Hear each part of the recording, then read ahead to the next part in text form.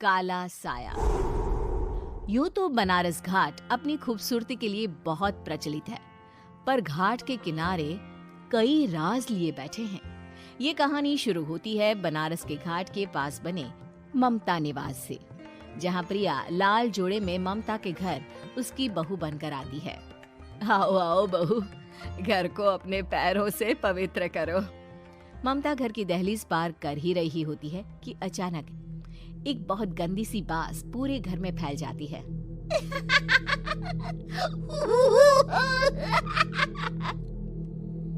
ये बदबू और ये आवाजें, ये कौन हंस रहा है माँ? अब ये पड़ोसी ना हमारे थोड़े अलग से है। कहाँ हम शाकाहारी और ये मांस मच्छी खाने वाले। छोड़, तू ध्यान मत दे और गृह प्रवेश कर। और हाँ बहू, अपनी सास की एक बात हमेशा याद रखना, इन पड़ोसियों से तो कभी बात नहीं करेगी। अच्छे लोग नहीं है ये। अपनी सास की ये बात मानेगी ना बेटा? हाँ माँ, जो आपकी मर्जी, मैं उनसे बात नहीं करूंगी। अगले दिन प्रिया अपनी पहली रसोई बनाने रसोई घर में जाती है। ये छोकी बात तो नाक में जा रही है। एक काम करती हूँ, खिड़की खोल देती हूँ। प्रिया खिड़की खोलने जाती है। इतने जाले, लगता है इस खिड़की को कभी खोला ही नहीं गया। पर ऐसा क्यों? ओह, नॉन वेज की स्मेल आती होगी ना। 2 मिनट के लिए खोल लेती हूँ, फिर बंद कर दूंगी। प्रिया खिड़की खोलती है। खिड़की खोलते ही उसकी नजर सामने वाले घर की खिड़की पर पड़ती है, जहाँ एक लड़की खड़ी होती है। हाथों में मेहंदी, लाल रंग की साड़ी, बिल्कुल सजी धजी, मानो प्रिया की तरह ही वो भी नई नवेली बहू हो। वो प्रिया को देखकर मुस्कुराती है। हे भगवान, माँ ने तो इनसे बात करने को मना किया था। प्रिया फौरन ही खिड़की बंद कर देती है और तवे पर चढ़े रोटी की ओर देखने लगती है, पर वहाँ रोटी न होकर मछली पड़ी होती है। ये क्या? पहली ही रसोई में इतनी बड़ी गलती! हे भगवान, अब मैं क्या करूं? प्रिया बहुत डर जाती है और फौरन रसोई की सफाई करने और फिर सभी के लिए खाना बनाने लग जाती है। जब वो सबको खाना परोसती है, सब तो ठीक है, मैं बेकार में चिंता कर रही थी। हे भगवान, ऐसे ही बस अपनी कृपा बनाए रखना। रात के वक्त जब सब सो रहे होते हैं, तब प्रिया को पायल की आवाज सुनाई देती है, जिससे उसकी आंख खुल जाती है। ये पायल की आवाज कहाँ से आ रही है? प्रिया उठकर उस आवाज के पीछे छत की सीढ़ियों तक जाती है। तभी उसे बच्चे के रोने की आवाज आती है। प्रिया छत पर जाती है तो क्या देखती है?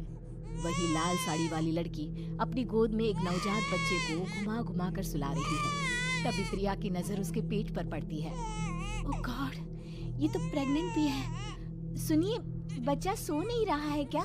मैं कुछ मदद करूं? नहीं नहीं, आपके घर वालों को अच्छा नहीं लगेगा, मैं संभाल लूंगी। स्नेहा की गोद से बच्चा हाथ मारकर प्रिया की गोद में आने को छटपटाने लगता है। दोनों घर अगल बगल में बने होने के कारण प्रिया उस बच्चे को गोद में ले लेती है।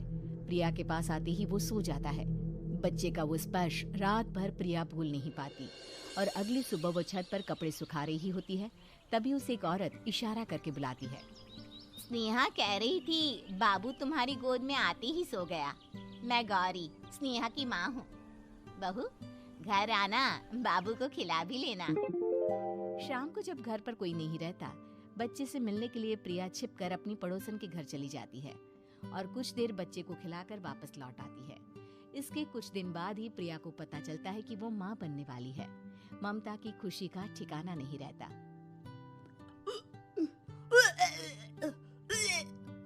माँ जी, पता नहीं क्यों उल्टी आ रही है। प्रिया भागती हुई वॉशरूम में जाती है तो हरे और लाल रंग की उल्टी करती है। उस उल्टी में से कीड़े निकलते हैं। ये क्या? खून और ये कीड़े! माँ! माँ! प्रिया की आवाज सुनकर ममता दौड़ कर आती है, पर बेसिन में कुछ नहीं होता। प्रिया हक्की बक्की रह जाती है। ये सब क्या हो रहा है? प्रिया घबरा जाती है और अपने कमरे में जाकर सो जाती है। डर के कारण वो इतनी थक जाती है कि उसकी आंख लग जाती है। तब उसे ऐसा लगता है उसके पेट पर मानो कोई बैठा हुआ हो। कौन हो? प्रिया के पेट पर एक 5 महीने की बच्ची बैठी हुई थी, जो बुरी तरह जली हुई थी। माँ, तुम ही मुझे लाई ना अपने पेट में। मैं तुम्हारी माँ नहीं हूँ। कौन हो तुम? माँ, देखो मैं जल गई बुरी तरह से। 6 महीने पेट में रहने को भी मुझे नहीं मिला। सहला दो ना माँ। बचाओ, बचाओ, माँ। ममता दौड़कर कमरे में आती है। प्रिया की बातें सुनकर वो सब समझ जाती है। तू कहीं बगल वाले घर में तो नहीं जाकर आई ना बहू? मुझे माफ कर दो, मैं गई थी माँ। उस घर में सब मरे हुए हैं बहू। कई साल पहले स्नेहा उस घर में बहू बनकर आई थी। कुछ ही दिन में वो एक बच्चे को जन्म देने वाली थी। पूरा घर बच्चे के आने की खुशी में खोया था कि एक दिन अचानक उस घर में आग लग गई। सब बुरी तरह जलकर मर गए। गौरी आज भी दादी बनने का इंतजार कर रही है और इसीलिए स्नेहा ने अपना अजन्मा बच्चा तुम्हारी कोख में डाल दिया। ममता ये कह रही होती है कि पीछे से उसके पैरों को एक बच्चा पकड़ लेता है। दादी, दादी।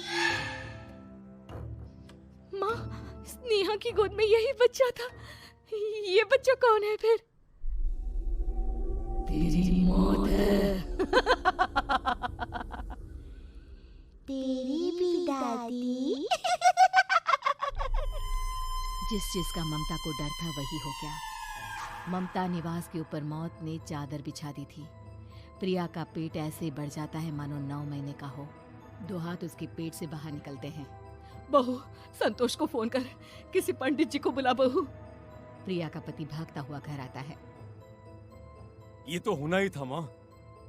तेरा पाप तेरे सामने आ गया तो तू सह नहीं पा रही है।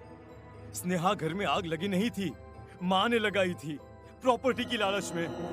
और वो बच्चा मेरी पहली पत्नी का बच्चा है, मेरा बेटा, जो कि उस आग की चपेट का शिकार हो गया था।